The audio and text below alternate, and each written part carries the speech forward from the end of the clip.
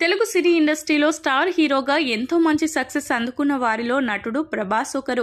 కృష్ణంరాజు వారసుడిగా ఇండస్ట్రీలోకి అడుగుపెట్టిన ఈయన టాలీవుడ్ ఇండస్ట్రీలో వరుస సూపర్ హిట్ సినిమాలలో నటించి స్టార్ హీరోగా ఓ వెలుగు వెలిగారు. బాహుబలి సినిమా తన కెరియర్కు టర్నింగ్ పాయింట్ అని చెప్పాలి.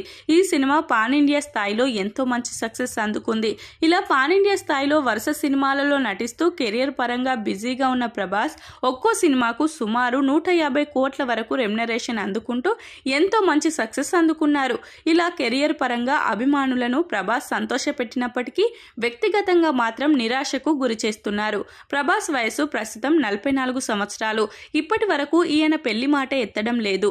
తన పెళ్లి గురించి ప్రశ్నలు వేసినా సిల్లీగా సమాధానాలు చెప్పి తప్పించుకుంటున్నారు. ఈ విధంగా ప్రభాస్ పెళ్లి గురించి సీరియస్ గా తీసుకోకపోవడంతో ఈయన పెళ్లి చేసుకునే ఆలోచనలో లేరని స్పష్టంగా అర్థమవుతుంది.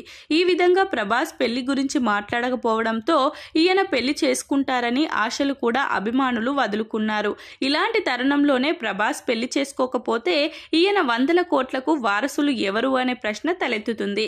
అయితే ప్రభాస్ కనుక పెళ్లి చేసుకోకపోతే తన అన్నయ్య ప్రమోద్ పెళ్లి చేసుకున్నారని, ఆయన పిల్లలు ఉండడంతో ప్రభాస్ ఆస్తికి వారసులు వాళ్ళేనని, అలాగే కొంత మొత్తంలో ప్రభాస్ తన ఆస్తిని కృష్ణంరాజు కుమార్తెలకు ఇస్తారని తెలుస్తుంది.